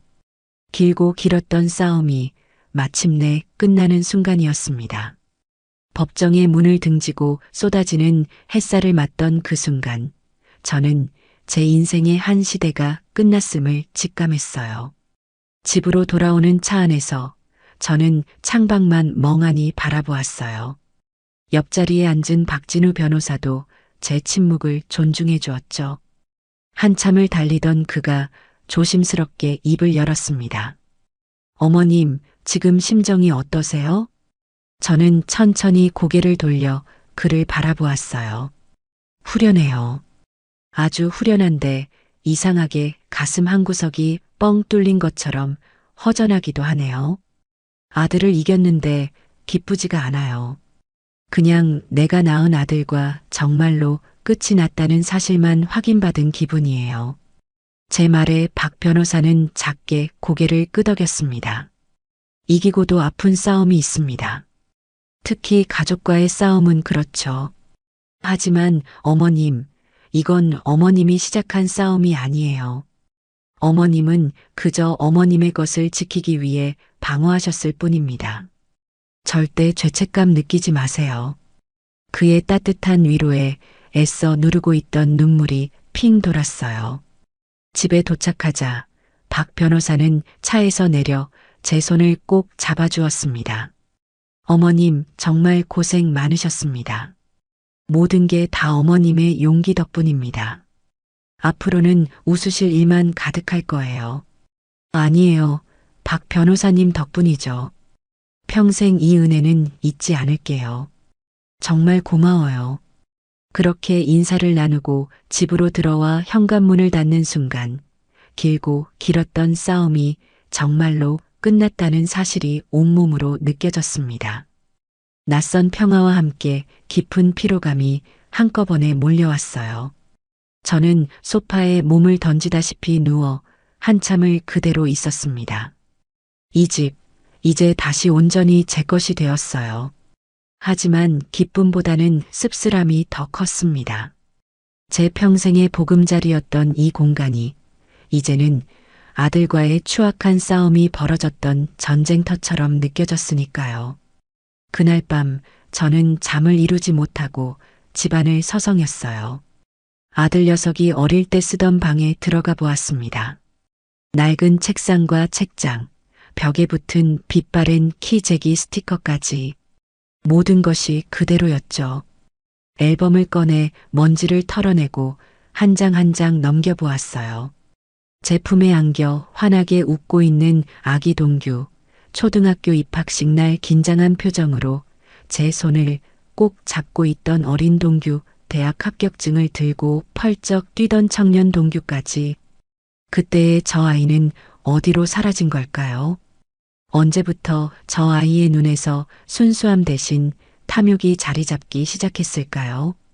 저는 앨범을 가슴에 품고 한참을 소리 없이 울었어요. 제가 잃어버린 것은 건물이 아니라 바로 저 사진 속의 아들이었습니다. 다음 날 아침 2층 세탁소 아주머니가 뜨거운 미역국을 한 냄비 끓여서 올라왔어요. 사장님, 어제 판결 났다면서요? 아이고, 정말 잘 됐네. 내 속이 다 시원해요. 그동안 마음고생 많았죠? 이거 먹고 기운 차려요.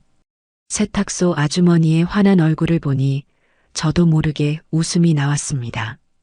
피 한 방울 섞이지 않은 남인데도 이렇게 제 일처럼 기뻐해주는 사람이 곁에 있다는 사실이 얼마나 큰 위로가 되는지 몰랐어요. 그날은 다른 세입자들도 가게 문을 열기 전 일부러 저희 집에 들러 축하 인사를 건네고 갔습니다.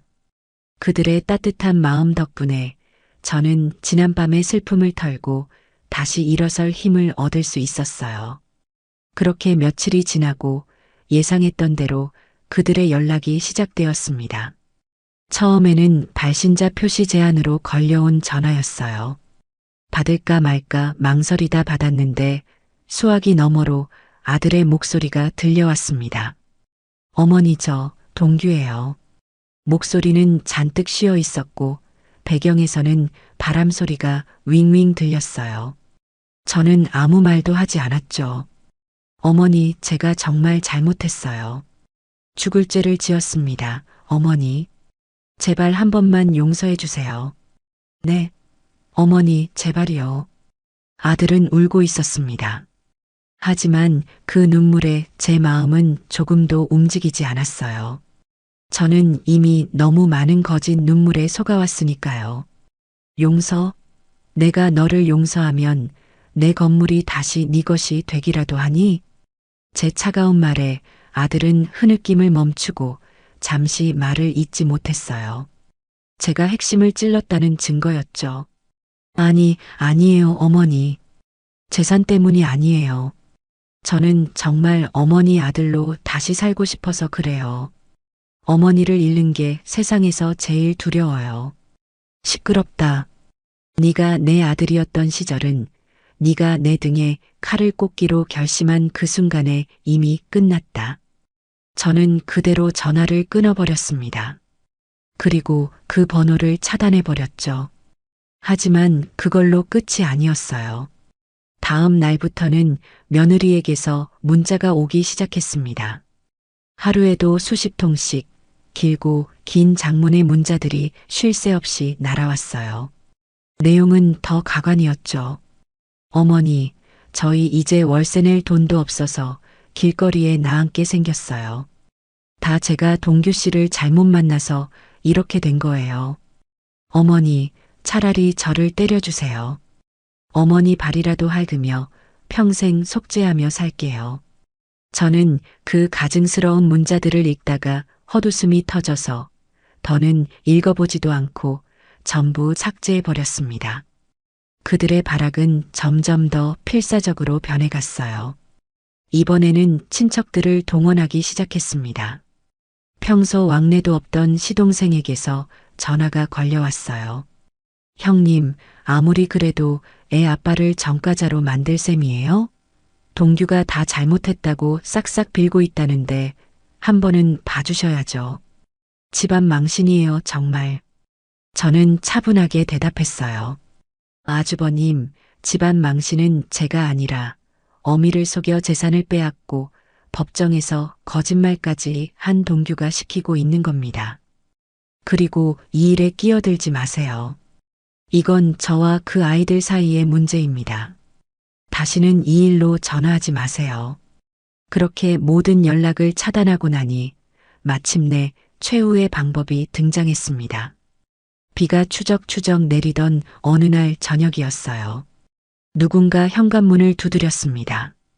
인터폰을 보니 비를 흠뻑 맞은 아들과 며느리가 고개를 푹 숙인 채 문 앞에 서 있었어요. 저는 문을 열어주지 않았습니다. 잠시 후 그들은 제 집 현관문 앞에 나란히 무릎을 꿇더군요. 저는 창문을 통해 그 모습을 조용히 내려다보았어요. 비에 젖은 생쥐꼴을 한 그들은 처량하기 짝이 없었습니다. 이웃들이 지나가다 그 모습을 보고 수군거렸지만 그들은 아랑곳하지 않고 계속해서 무릎을 꿇고 있었어요. 제가 마음이 약해져 문을 열어주기를 기다리는 것이었죠. 하지만 저는 꿈쩍도 하지 않았습니다. 오히려 거실 소파에 편안히 앉아 텔레비전을 켰어요. 1시간이 지나고 2시간이 지났습니다. 빗줄기는 점점 더 굵어졌죠. 저는 차가운 마음으로 그들을 계속 무시했습니다. 마침내 제가 거실 불을 끄자 그들은 제가 잠들었다고 생각했는지 자리에서 일어났습니다. 저는 인터폰의 통화 버튼을 몰래 눌러 그들의 대화를 엿들었어요. 아씨, 저 독한 늙은이. 끝까지 문 안 여네. 무릎 아파 죽겠네. 비만 잔뜩 맞았잖아. 며느리의 목소리였어요. 울먹이며 용서를 빌던 그 목소리는 온데간데 없었죠. 내가 뭘 했어. 소용없을 거라고. 일단 오늘은 들어가자. 옷 다 젖어서 감기 걸리겠어. 내일 다시 와보든가 해야지, 원. 아들의 목소리 또한 조금 전까지 전화로 울먹이던 그 사람이라고는 믿을 수 없을 만큼 냉정했습니다. 그들은 그렇게 투덜거리며 어둠 속으로 사라졌어요. 저는 쓴웃음을 지었습니다. 저것이 바로 저들의 본 모습이었죠. 다음 날 그들은 정말로 다시 찾아왔습니다. 이번에는 아예 작정을 하고 온 듯 이른 아침부터 제 집 문 앞에 자리를 잡고 무릎을 꿇었어요. 출근하던 이웃들이 그 모습을 보고 혀를 찼지만 그들은 고개도 들지 않았습니다. 저는 더 이상 저 추태를 보고 있을 수가 없었어요. 저는 현관문을 활짝 열고 그들 앞에 섰습니다. 어머니, 잘못했습니다. 저를 보자마자 그들은 땅바닥에 머리를 박으며 큰 소리로 외쳤어요.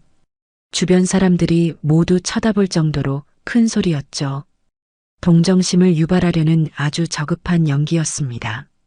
며느리는 기어와서 제 바짓가랑이를 붙잡았어요. 어머니, 제가 죽을 죄를 지었어요. 제가 동규 씨를 잘못 이끌었어요. 다 제 잘못이에요. 제발 저희 좀 살려주세요.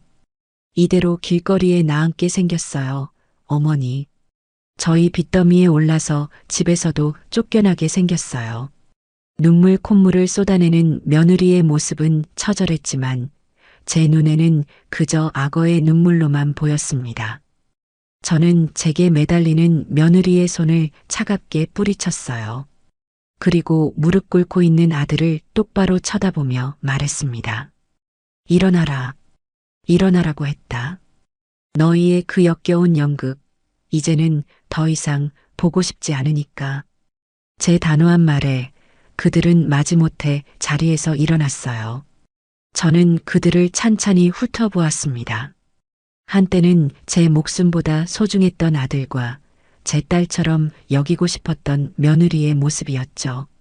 너희가 지금 흘리는 눈물, 나를 위한 눈물이 아니지 않니? 너희가 잃어버린 내 재산을 위한 눈물이지. 너희가 지금 비는 용서는 진정한 반성이 아니라 이 상황을 다시 예전으로 되돌리고 싶은 욕심일 뿐이야. 제 말에 그들의 얼굴이 굳어졌습니다. 내가 아프다고 했을 때 너희는 바쁘다고 외면했다. 내가 생활비를 달라고 했을 때 너희는 돈 쓸 데도 없는 늙은이라고 무시했지. 너희에게 나는 어머니가 아니라 그저 돈 나오는 기계 혹은 너희의 미래를 위한 담보물일 뿐이었어. 안 그러니? 어머니, 그건 오해예요. 저희가 철이 없었어요. 오해? 네 팔은 헬스장에서만 멀쩡하고 네 효심은 내 통장 앞에서만 반짝이더구나. 나는 이제 더는 속지 않는다. 너희가 법정에서 흘렸던 거짓 눈물, 그리고 지금 내 앞에서 흘리고 있는 이 눈물까지 전부 다 지긋지긋해. 네 며느리가 내 집에서 나를 야 너라고 부르며 소리 지를 때 너는 옆에서 뭘 했지? 한마디라도 네 마누라를 말렸니? 아니, 너는 그저 방관했지. 너희 둘은 똑같은 욕심을 가진 완벽한 한 쌍일 뿐이야. 저는 마지막으로 그들에게 제 인생에서 가장 냉정한 선고를 내렸습니다. 내 아들로 다시 살고 싶다고? 내가 알던 아들은 이미 오래전에 죽었다. 내 앞에 있는 건 그저 내 돈을 탐내는 낯선 남자일 뿐이야. 너희에게 줄 재산은 이제 단 한 푼도 없다. 그리고 너희를 용서할 마음 또한 눈꼽만큼도 없어. 이제 너희 힘으로 한번 살아봐라. 빚더미에 앉았든 길거리에 나앉게 되었든 그건 너희가 자초한 일이야. 땀 흘려 돈을 벌고 제 능력으로 집을 얻고 스스로의 힘으로 일어서 봐. 그것이 내가 너희에게 주는 마지막 가르침이다. 저는 말을 마치고 그들을 뒤로 한 채 집 안으로 들어왔어요. 그리고 현관문을 닫았습니다. 문 밖에서 저를 부르는 소리, 울부짖는 소리가 들려왔지만 저는 잠금쇠를 돌려 문을 단단히 걸어 잠갔습니다. 철컥하는 그 소리가 제 인생에서 그들을 완전히 지워버리는 소리처럼 들렸어요. 한참을 문에 기대어 서 있었습니다. 눈물은 나지 않았어요. 그저 길고 아팠던 악연의 고리를 마침내 제 손으로 끊어냈다는 안도감만이 제 마음을 가득 채울 뿐이었습니다. 아들 내외를 완전히 끊어낸 후 제 삶에는 놀라운 평화가 찾아왔어요. 하지만 한 가지 문제가 남아 있었죠. 바로 제가 살고 있는 이 건물이었습니다. 이곳은 제 평생의 자부심이었지만 동시에 아픈 기억의 장소이기도 했어요. 저는 이 집 구석구석에 스며 있는 배신과 다툼의 흔적들로부터 완전히 벗어나고 싶었습니다. 그래서 저는 아주 중대한 결심을 했어요. 이 건물을 팔기로요. 어머님, 정말 괜찮으시겠어요? 평생을 바쳐 이룬 곳인데. 박진우 변호사는 제 결정을 듣고 무척 놀라며 걱정했어요. 그는 제가 혹시나 너무 큰 상실감에 성급한 결정을 내리는 것은 아닌지 염려하는 눈치였죠. 괜찮아요. 박 변호사님, 이 건물은 제게 성공의 상징이기도 했지만 이제는 실패의 상징이 되어버렸어요. 자식 농사에 처절하게 실패했다는 징표요. 이 건물을 볼 때마다 그 녀석들의 얼굴이 떠오를 테고 평생 그 기억에 갇혀 살고 싶지는 않아요. 재산보다 더 중요한 게 내 마음의 평화라는 걸 이제야 알았네요. 돈은 있다가도 없고 없다가도 있는 것이지만 한번 무너진 마음은 다시 세우기가 어려운 법이니까요. 제 단호한 결심에 박 변호사는 더 이상 반대하지 않고 묵묵히 고개를 끄덕여 주었습니다. 저는 곧바로 가장 믿을 만한 부동산에 건물을 내놓았어요. 위치가 좋아서인지 다행히 금방 좋은 임자가 나타났습니다. 계약서에 도장을 찍고 목돈이 통장에 들어오던 날 저는 시원섭섭한 마음에 한참을 은행 창구 앞에 서 있었어요. 제 젊음과 맞바꾼 돈이었죠. 이제 이 돈으로 저는 오롯이 저만을 위한 새로운 인생을 시작하기로 했습니다. 가장 먼저 한 일은 이사를 가는 것이었어요. 저는 복잡한 서울을 떠나 바다가 보이는 조용한 남쪽 도시의 아담한 아파트를 하나 구했습니다. 부동산 중개인을 따라 몇 군데를 둘러보다가 한 아파트의 베란다에 서는 순간 저는 이곳이라는 것을 직감했어요. 창문을 열자 시원한 바닷바람과 함께 짭조름한 갯내음이 밀려들어왔고 눈앞에는 끝없이 펼쳐진 푸른 바다가 반짝이고 있었죠. 그 풍경을 보는 순간 제 마음속의 응어리들이 전부 씻겨나가는 기분이었습니다. 이삿짐이라고 해봤자 낡은 가구 몇 개와 옷가지가 전부였어요. 저는 묵은 감정을 정리하듯 낡은 것들을 모두 버리고 새로운 가구들로 집을 채웠습니다. 제 취향이 고스란히 담긴 저만을 위한 공간이었죠. 하얀색 소파와 원목 식탁을 들이고 창가에는 예쁜 화분들을 놓았어요. 제 인생에서 처음으로 누구의 아내나 엄마가 아닌 김문자라는 사람의 공간을 갖게 된 겁니다. 이사를 마친 뒤 저는 제 인생에서 가장 큰 사치를 부려보기로 했어요. 바로 해외여행이었습니다. 평생 비행기 한 번 타보지 못하고 아등바등 살아온 제 자신에게 주는 선물이었죠. 첫 여행지는 따뜻한 지중해가 있는 그리스였습니다. 텔레비전에서만 보던 파랗고 하얀 산토리니의 풍경 속에 제가 직접 서 있다는 사실이 믿기지 않았어요. 뜨거운 햇살을 맞으며 골목길을 걷고 맛있는 음식을 먹고 처음 보는 외국인들과 눈인사를 나누는 모든 순간이 꿈만 같았습니다. 저는 그곳에서 제 나이를 잊고 마치 20살 처녀가 된 것처럼 웃고 떠들었어요. 에게의 푸른 바다를 바라보며 저는 제 지난날의 아픔들을 하나씩 바다에 던져버렸습니다. 여행에서 돌아온 뒤 제 삶은 더욱 활기차졌습니다.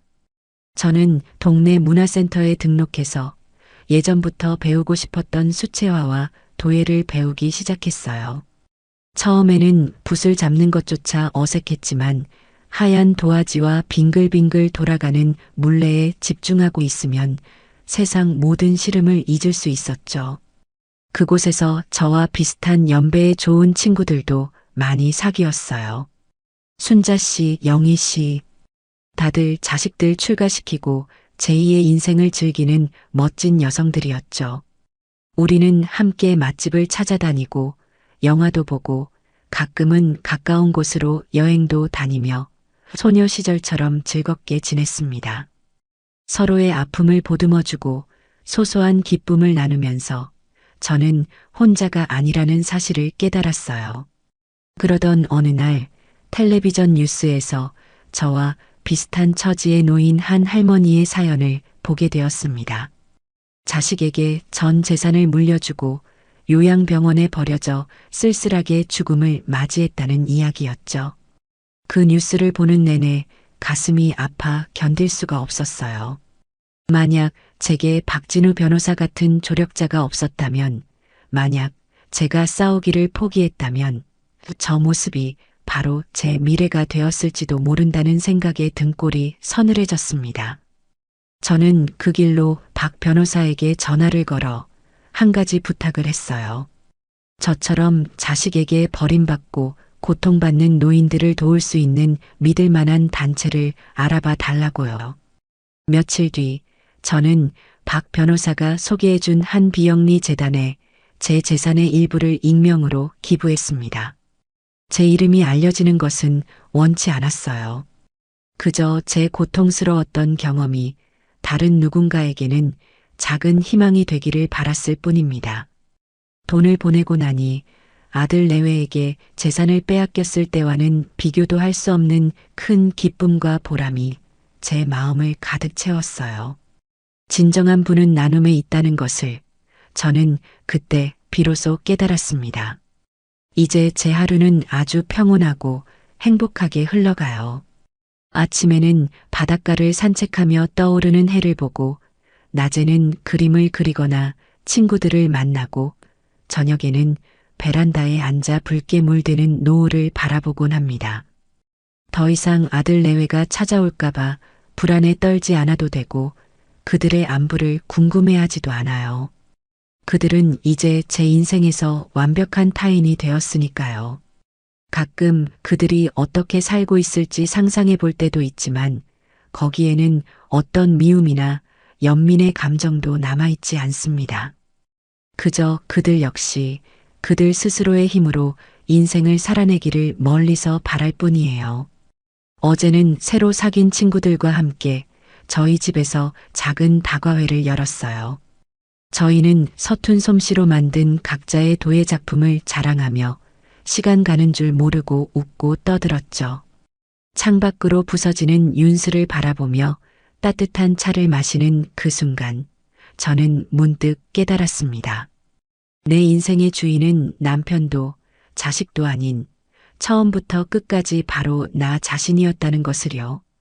그리고 제2의 인생을 살고 있는 지금의 제가 그 어느 때보다도 행복하고 자유롭다는 사실을 말입니다. 저는 이제 더 이상 과거에 얽매이지 않아요. 제 앞에는 푸른 바다처럼 눈부신 날들만이 펼쳐져 있을 테니까요.